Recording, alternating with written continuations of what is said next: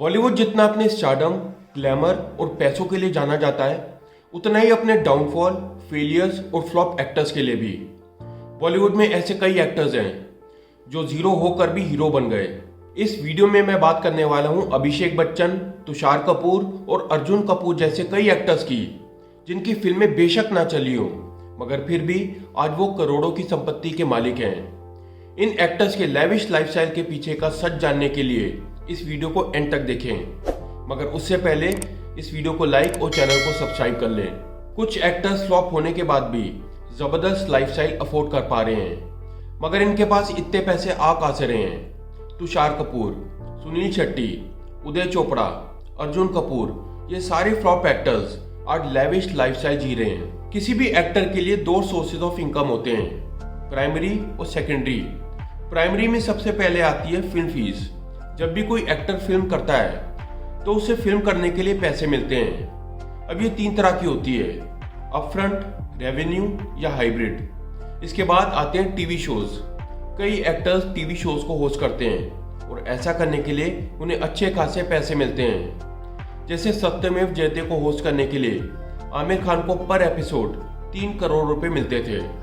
फिर आते हैं ओटीटी शोज। ओटीटी पर जितने भी शोज, सीरीज या मूवीज होती हैं, उन सब में परफॉर्म करने के लिए भी एक्टर्स को अच्छे पैसे मिलते हैं। एंड में आते हैं एंडोर्समेंट्स या एम्बेसडरशिप्स। इन्हें हम दो एग्जांपल्स के साथ अच्छे से समझ सकते हैं। शाहरुख खान बायजूस के ब्रांड एम्बेसडर हैं, उसी तरह से अमिताभ बच्चन कल्याण ज्वेलर्स के। अब हम बात करते हैं सेकेंडरी सोर्सेज की। इनमें सबसे पहले आते हैं प्रोडक्शन हाउस। बहुत से एक्टर्स के खुद के प्रोडक्शन हाउस हैं जहां पर वो खुद की फिल्मों को प्रोड्यूस करते हैं। जैसे शाहरुख खान के प्रोडक्शन हाउस का नाम है रेड चिलीज। 2013 में अनुष्का शर्मा ने क्लीन स्लेट फिल्म्स नाम से एक प्रोडक्शन हाउस की शुरुआत की थी। गदर की अमीषा पटेल का भी पटेल प्रोडक्शंस नाम से एक प्रोडक्शन हाउस है, जिसकी शुरुआत उन्होंने लेट 2000 में अपने डूबते हुए करियर के बाद की थी। इसी के चलते आज उनकी नेटवर्थ 200 करोड़ से भी ज्यादा है। Business ventures and investments. पिछले कुछ सालों में स्टार्टअप कल्चर बहुत बूम किया है और इसी के चलते कई एक्टर्स ने कई स्टार्टअप्स में इन्वेस्ट किया है।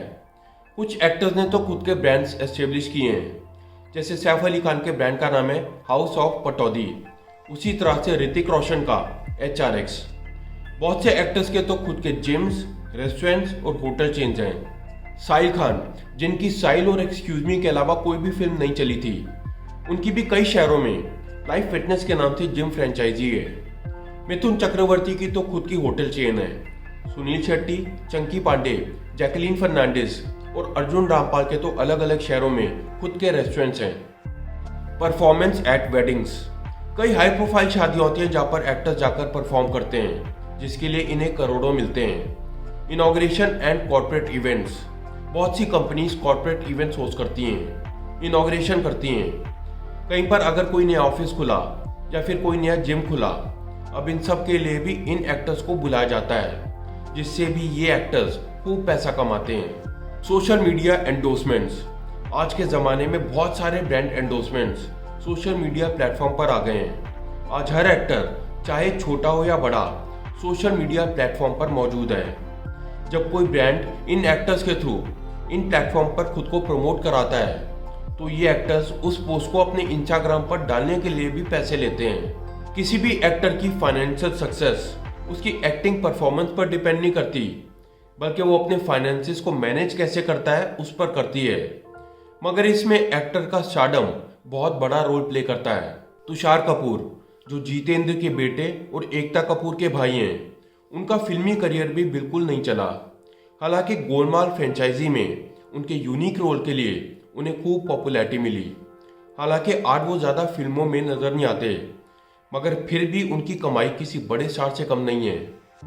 ऑडी और BMW जैसी कई गाड़ियों के वो मालिक हैं। उनका एक प्रोडक्शन हाउस भी है, तुषार एंटरटेनमेंट, जिसने 2021 में अक्षय कुमार स्टारर लक्ष्मी फिल्म को प्रोड्यूस किया था। IVF और सरोगेसी के जरिए तुषार एक बेटे के बाप भी बने और इस पूरे एक्सपीरियंस पर उन्होंने एक किताब भी लिखी। तुषार कपूर हर साल अपनी फिल्मों और एडवर्टीजमेंट्स के जरिए 5 करोड़ रुपए तक कमा लेते हैं। तू जानता नहीं मेरा बाप कौन है।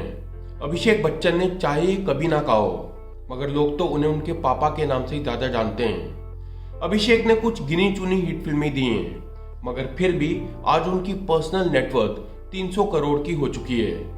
कई ब्रांड्स को वो एंडोर्स करते हैं। उनकी अपनी फुटबॉल और कबड्डी टीम्स भी हैं, जिससे इंडिया में स्पोर्ट्स को प्रमोट करने वालों में उनका नाम भी आता है। इसके अलावा television, OTT, personal appearances, real estate investment और एक प्रोड्यूसर बनकर भी आज वो लाखों करोड़ों रुपए छाप रहे हैं। अर्जुन कपूर की फिल्म लेडी किलर ने कमाए थे सिर्फ 38,000 रुपए, मगर आलीशान मकान और महंगी गाड़ियों के कलेक्शन के पीछे का कारण जानते हैं? अर्जुन की पर मूवी फीस 5 से 7 करोड़ रुपए है, फिर चाहे वो चले या ना चले।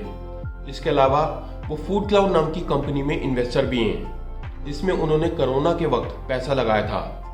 ये कंपनी उन महिलाओं की मदद करती है जो घर बैठे खाना बनाती हैं और बेचना चाहती हैं। लेडी किलर ना सही, मगर अर्जुन कपूर लेडी हेल्पर जरूर बन गए। आज वो 80 करोड़ की नेटवर्थ के मालिक हैं। आपको धूम का उदय चोपड़ा याद है?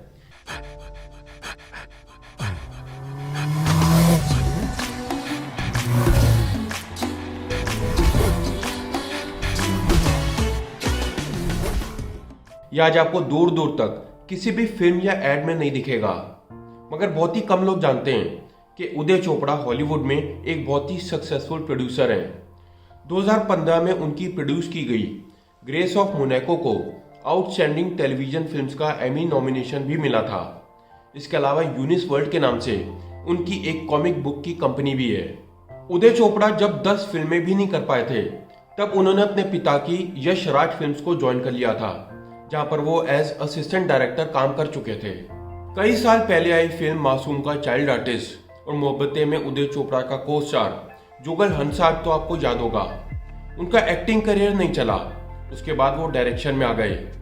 2009 में उनकी डायरेक्ट की गई रोड साइड रोमियो को बेस्ट एनिमेशन फिल्म का नेशनल अवार्ड मिला था और आज की डेट में वो करण जौहर की धर्मा प्रोडक्शंस में हेड ऑफ क्रिएटिव डेवलपमेंट का काम कर रहे हैं। विवेक ओबरॉय की फिल्मों में एंट्री जितनी हिट थी, उससे ज्यादा तेजी से सलमान खान ने उनके करियर को हिट एंड रन कर डाला। मगर फिर भी विवेक के पास आज 3 बंगलों और कई महंगी गाड़ियां हैं। साथ ही फॉरेन कंट्रीज में वो वेकेशन करते नजर आते हैं। विवेक का खुद का एक प्रोडक्शन हाउस और हाउसिंग कंपनी भी है। बॉलीवुड में फ्लॉप होने के बाद विवेक ने साउथ की कई फिल्में की, जहां पर उन्हें एक फिल्म के लिए 4 से 5 करोड़ मिले। हाल ही में वो रोहित शेट्टी की एक वेब सीरीज में नजर आए। उनकी आज की डेट में पर्सनल नेटवर्थ 150 करोड़ से भी ज्यादा है। फरदीन खान का एक्टिंग करियर उनकी पहली फिल्म से ही फ्लॉप होने के रास्ते पर निकल पड़ा था। ड्रग्स के मामले में वो जेल तक पहुंच गए थे। फरदीन ने चाहे फिल्मों से पैसे ना कमाए, मगर उनका लेविश लाइफस्टाइल और प्रॉपर्टीज उनकी मेहनत का ही नतीजा है। 2009 में पिता की मृत्यु के बाद वो अपनी पत्नी के साथ लंदन शिफ्ट हो गए थे, जहां पर वो रियल एस्टेट में घुसे और 2012 में गोदरेज प्रॉपर्टीज के साथ 100 करोड़ की डील की। ऐसी कई और डील्स उन्होंने साइन की। बेंगलुरु में उनके पिता की 100 एकड़ की जमीन भी फरदीन को मिली। अब इसके बाद भी फरदीन खान राजाओं वाली जिंदगी क्यों ना बिताएं। अर्जुन रामपाल का एक्टिंग करियर भी कुछ खास नहीं चला, मगर उनकी भी एक इवेंट मैनेजमेंट कंपनी है जिसका नाम है चेजिंग गणेशा, जिसका बहुत बड़ा बिजनेस है। दिल्ली में उनका एक प्रीमियम मेंबर्स ओनली वाला क्लब भी है जिसका नाम है लैब। आज उनकी पर्सनल नेटवर्थ 125 करोड़ से भी ऊपर है। ऐसे कई और एक्टर्स हैं जिनका एक्टिंग करियर नहीं चला, मगर फिर भी वो लेविश लाइफस्टाइल जी रहे हैं और करोड़ों कमा रहे हैं। इन सभी फ्लॉप एक्टर्स की फाइनेंशियल सक्सेस से हमें कुछ लर्निंग्स मिलती हैं। इनका पैसा सिर्फ एक जगह से नहीं आता, ये multiple sources of income create करते हैं। जब ये पैसे कमाते हैं तो उस पैसे को एक जगह पर नहीं लगाते, थोड़ा थोड़ा करके अलग अलग जगहों पर डाइवर्सिफाई करते हैं। जब इनका फिल्मी करियर नहीं चलता, तब ये दूसरे करियर ऑप्शंस को एक्सप्लोर करते हैं। जैसे उदय चोपड़ा प्रोड्यूसर बन गए और जुगल हंसराज डायरेक्टर। मगर यहाँ पर एक बात है, आपके पास थोड़ी बहुत सेविंग्स और इन्वेस्टमेंट होनी चाहिए, उसके बाद ही दूसरे करियर ऑप्शंस को ट्राई करना चाहिए। अगर आपको ये वीडियो एंटरटेनिंग और इंफॉर्मेटिव लगा हो तो इसे लाइक करें, शेयर करें और चैनल को सब्सक्राइब करें।